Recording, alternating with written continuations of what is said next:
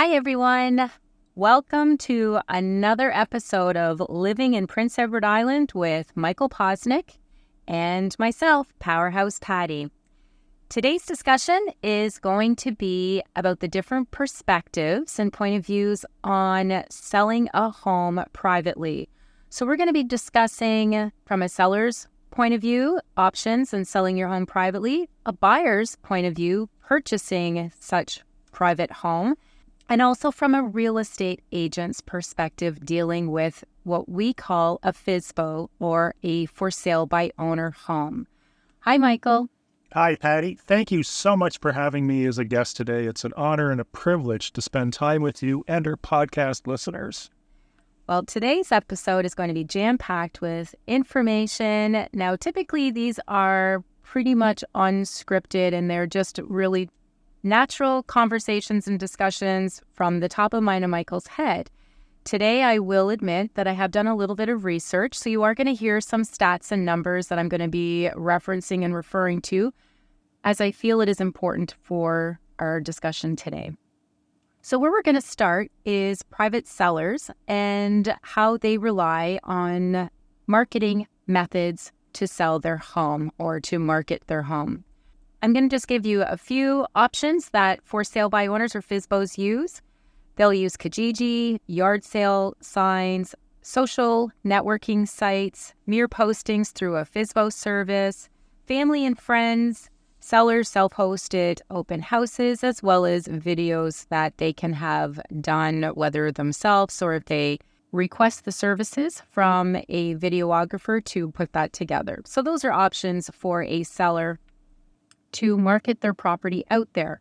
However, something that I wanted to bring to our discussion and conversation on our podcast was a little bit more information with regards to some of the challenges and the difficulties, and to make sure that you're well informed regardless on what side of the transaction or process that you're on. So selling your home on your own can be a very difficult task that you will face. And maybe these are some options or some things that you may not have considered. One, the first thing is usually establishing price. Now, I know some for sale by owners will contact a realtor and get us all excited, make us think we're going to be listing the property, call us into their home, only to get our data, access to it, so that a hopefully fair market value is provided so that they can go ahead and sell the property on their own, but they don't usually end up sharing that until after. Have you found that, Michael? I have a pretty strong and in-depth pre-interview methodology I use when people call to list their house, because I am aware of the landmines out there and the time wasters that are disingenuous and dishonest that will call 10 different agents looking for a price, and they will typically go with the price that's the highest. However, to me, it doesn't make a lot of sense. In the past, when I've been selling properties that I've owned, I either get an appraisal or 2 or 3 appraisals done, because I want that number to come from an unbiased source. By getting agents to give you prices, you think you're doing yourself a favor, and I know you're trying to save money because you're a FSBO, but you're also bringing in sources of information that might be biased, and there might be 1 or more agents in that batch that are trying to buy the listing, which means they're going to give them a high price just to get the listing and then work the price down over time through price reductions. Absolutely. And that's a real valid point. Just explaining a little bit more in depth on... I think you have to understand the data. I mean, it's one thing for someone to give you a price. It's another thing to understand the data, and that's what appraisers do really well, and experienced agents like Patty and I that have listed thousands of properties. But having said that, there's still a lot of properties in Prince Edward Island that are very difficult to put a value on because the sales data just isn't there. And the appraisers have the same problem because they're working from the same database. So you can see, trying to sell your home as a FSBO on your own, it's not so easy just establishing a price on that property. There's a lot that you need to be aware of. The next thing is preparing and fixing your home for sale. A lot of people think they've watched HDTV and selling your home TV programs that they know how to stage and prepare their home. However, what a seller doesn't have or understand is what is it that a buyer is looking for. And a realtor is able to go in because they've dealt with many over the years buyers, and they know what gets a buyer excited and what can turn off a buyer. There's also upfront fees, whether your property sells or not, based on the package that you sign up for if you go through a FSBO service program. So, which ends up allowing you to do what we call a mirror posting it on our multiple listing system. Next is endangering yourself and your family by allowing strangers into your home by showing the home yourself. Showing features of the home that you feel are important, but that may not be important to a buyer, which you could end up losing out on that buyer. I had a broker many years ago who gave me the line, "No one knows what John Smith buys unless they see the house through John Smith's eyes." And that's typically what a realtor does when they're a buyer's agent. Understanding and performing paperwork. So there's a lot of paperwork involved with purchasing a property that needs to be all prepared and make sure is in order. Sometimes when you're selling your home privately, you don't establish by pricing it at a certain price point, the length of time it will take. So there was a property that Michael and I, which kind of sparked this podcast, has been on the market since 2021. Now they've got this nice sign saying they've saved, realtor commission fees and all of that. However, what the passerbys don't realize is this person has been trying to sell the property for 3 years. Now, if that was their plan, then great, they accomplished it. But most people, when they put their home on the market or offer it for sale, it's because they would like to move the property. Who sold that property, Patty? Actually, that's a very good point. That was a realtor who sold that property at the end of the day. So, which happens with a few of them. Yes, and I'm going to get into those numbers as we go through today. Helping buyers obtain financing.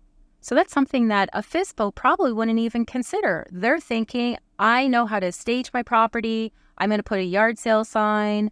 I'm going to do my own pictures and video. And they don't consider the fact that what if this buyer needs some support and help? What if they need finance options?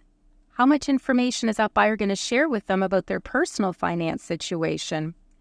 Another thing is, depending on the property, on PEI, we have the Island Regulatory Appeals Commission, which is the Land Protection Act. If you're a FSBO and your land or your property is something that would not be easily just sold out without going through the IRAC or the Executive Council process, you could be getting yourself in a bit of a situation, both from the seller and the buyer's point of view. And buyers may continue to renegotiate contract agreement terms all the way to closing. I have seen this happen. I've had for sale by owner clients who have come back to me years later, very, very upset, saying it was the most painful transaction they have ever done and that they would never sell a property again without a realtor involved. So just some interesting stats, unless there's something, Michael, you wanted to interject before I move on? You can move on. Okay. Ireland Regulatory Appeals Commission is also known as IRAC, and you can look them up at irac.pe.ca. And essentially any property more than 5 acres or 165 feet of water frontage has to go through this process. There's a 1% fee typically of the purchase price. That should be a contingency on the contract. If it's not, you've got a contract that can't be validated, and the purchaser is going to be at risk because no one advised them if they don't have any representation, that clause has to be in there. Yeah, there's a lot more than putting a yard sale sign up and trying to sell your property. So, in my opinion, and I am biased because I am a licensed realtor, there's so much value that our profession brings to the table and offers both sellers and buyers that I just could not imagine buying or selling a property myself without a realtor, even if I was purchasing a property in another province or country. I just want to do it. So according to the National Association of Realtors, now this is an organization in the U.S., they provide exceptional data that we are able to easily pull from and reference. And I just thought there were some really interesting numbers. Again, just things that a FSBO should probably know. But 89% of buyers purchase their home through a real estate agent or broker. So if you think you're saving the fees, majority of homes sold, according to the National Association report put out on March 21st, 2024, it is 89% use a realtor. 52% of buyers find their home on the internet. 28% find their home through a real estate agent, and 3% bought their home directly from a seller. So the same report also provided some statistics on FSBOs. FSBOs accounted for only 7% of sales in 2023, and the typical FSBO home sold for $310,000 compared to $405,000 for an agent-assisted home sale. So just some really important information. If you think you're saving money, probably not at the end of the day. Sometimes you luck out, I will admit. What I wanted to do was just give you the perspective from the buyer so that you could understand just a few things, because I don't want to make this too detailed oriented. But a buyer's perspective being unrepresented, they believe they're getting a great deal, but are dealing with an untrained negotiator, and they're untrained as well. You can get uncomfortable going through the seller's cabinets and cupboards in front of them, so it makes for a really awkward showing on the property. But if that purchaser was a certified negotiator, let's say they're a lawyer or someone that negotiates deals every day, dealing with someone that's selling their house directly would allow that purchaser to read the vendors or the owners of that property in order to get the absolute best deal, because they're going to put all their cards on the table. So you're really doing a disadvantage. There's a saying, those who represent themselves have a fool for a client. And in this particular instance, if a seller's representing his house to a buyer and that buyer's well-equipped and they're professional real estate traders and they know what they're doing, they're going to get the short end of the stick, and they're probably going to get tied into a contract potentially that has all kinds of contingencies they're not even aware of or don't even understand the gravity of that situation or situations. And makes sense? Yeah, and you can flip that around the other way. If you're a buyer thinking that you're saving money buying from a seller directly, you don't understand or maybe know where that seller's education and training and who they are. And you could end up paying a lot more money because you're at a disadvantage. Wouldn't you agree?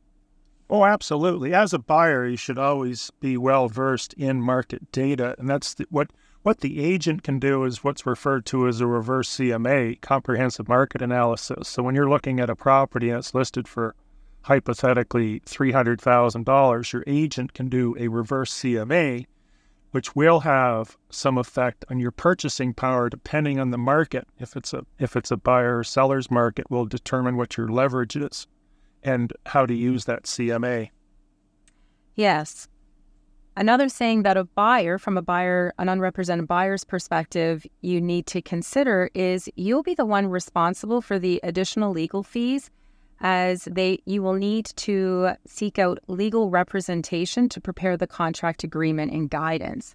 And well, some of these FSBO services give you a cookie cutter purchase and sale agreement in Schedule A, but I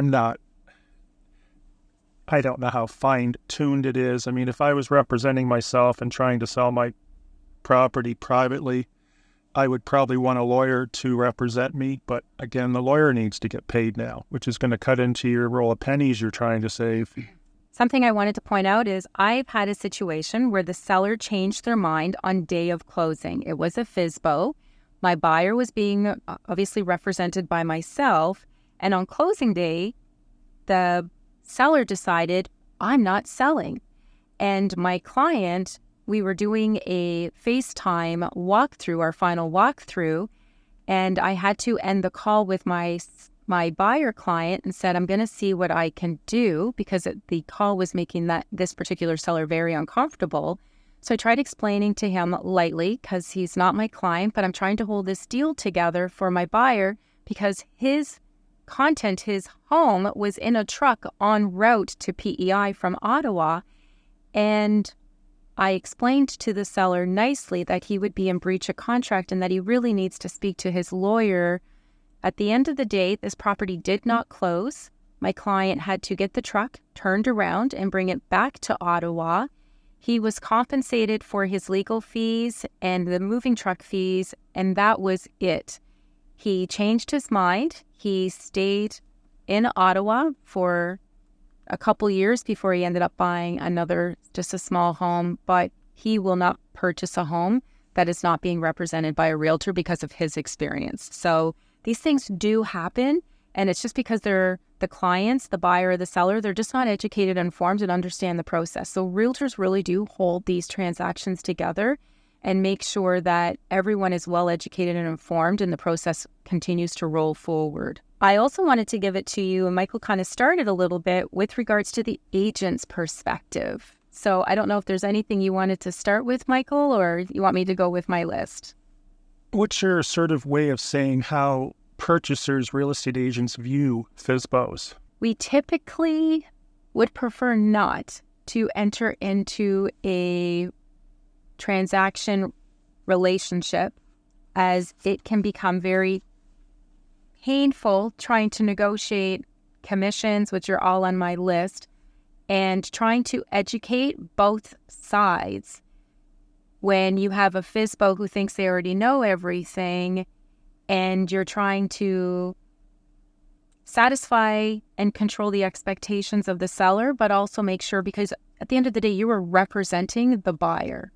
Your fiduciary responsibility is to represent your buyer, assuming that's the responsibility you've signed for and had them authorize and comply with. Having said that, you can't represent the vendor. The vendor's on their own. And typically, from my experience, and I don't deal with FSBOs, I basically tell the purchaser if they're going to deal with the FSBO or interested in the FSBO property, they can deal with them directly.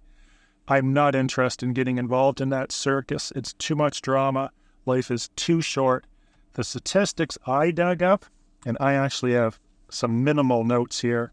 I mean, they collected data from over 1,000 FSBOs. 91% of them were overpriced, and probably 99% of them were difficult to deal with. You experienced this last week, and it reiterated the same thing. They're on the market for years. They finally get an offer on their overpriced property that's never going to pass a home inspection, and now they're nitpicking the closing date that's not convenient for them because they have tea that afternoon. Well, it's not exactly, but yes, that's the gist of the story. Right. And as far as, well, we can get into some other stuff here. I'm not sure what else is on your agenda because you're running the show here today. Yes, which is actually pretty exciting. So I'll just read through my list. Sellers trying to control a real estate transaction that are not properly informed on how the process actually works. Sometimes, and I'll tell you as a buyer's agent, trying to reach out to a FSBO service company, you can sometimes take days to hear back from the actual seller by the time you go through the answering service, and then they send off the message and you got to wait to hear back. There's many times where I've had a client say, if it's too difficult to get in, I'm not interested. And they've just lost out on a buyer because you don't have a realtor involved. Have to negotiate their compensation with the seller directly. Again, that just can get really painful. It's nice when it is all set up and established with a listing realtor who has the conversation, informs the seller that as part of the contract agreement, they're giving half of the real estate fees to the selling brokerage. Everything is clean and clear, and it's just one less point of resistance that we have to get into. Sellers typically prefer to show their homes themselves despite the agent there, which makes buyers feel uncomfortable. Again, I've had buyers say, Patty, had have you been the one who showed us the property? We really actually liked it, but the seller insisted for this one particular one that's top of mind with me The seller insisted on showing the house first, the barn second. They didn't realize that my clients were veterinarians and the barn was more important. They would have lived in a shack just to make sure that their animals were in a beautiful barn, and they had horses in that. Could I just touch on that for a minute? Sure. Because I wanted to address that earlier. When a seller shows their property to a purchaser or purchasers that they don't know, they may and probably will highlight things that the purchaser doesn't like, and they won't highlight things that the purchaser does like. If the purchaser's agent has dealt with the potential buyer, sometimes for days, weeks, months, years, they know what that buyer likes. And by you being on site as a FSBO, you're doing a detriment to your own showing. Not only that, the buyers do not want to sit around for 2.5 hours while someone's showing them every little intricate detail down to the fuse block. They can be in and out of that house within a matter of a few seconds or a couple of minutes if they don't like it, or they could take up to an hour if they do like it, and typically they'll schedule a second showing if they're looking at writing an offer. But many buyers do not want to deal with the owner of the house to save time, and because they know if they're dealing with the purchaser's agent knows what they're looking for, and they'll highlight that. Absolutely. And that's what I was going to say. My clients had said to me, had have you showed us the property and we seen the barn first, we would have tried to make the house work.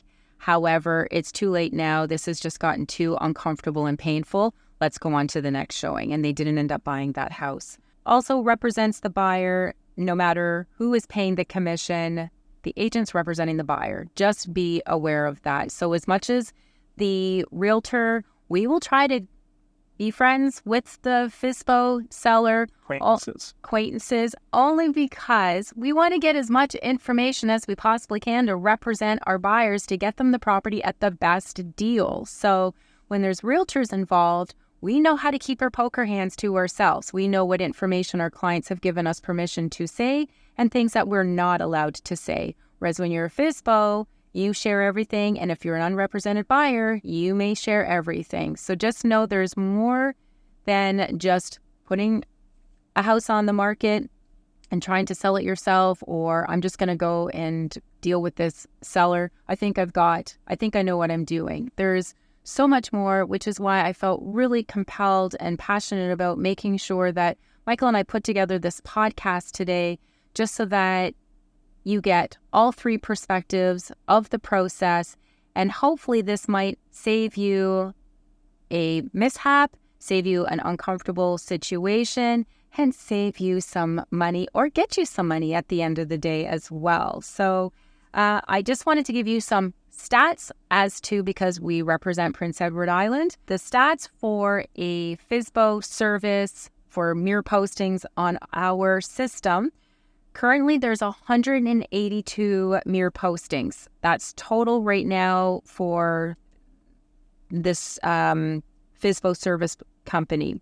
I just pulled residential because that was what I was curious and focused on. 104 of the 169 residential properties sold were represented by a realtor, which means 2/3 of properties are being represented by a realtor, and 1/3 are just going through, on their own, unrepresented. So just an idea for yourself. If you feel that selling your property on your own, you'll be the one probably selling it at the end of the day, you're still going to be paying commission fees. But that's the same if you're a listing agent. Something like 83% of the time, another agent's going to sell that property. So those stats fall in line with that as well. Yeah.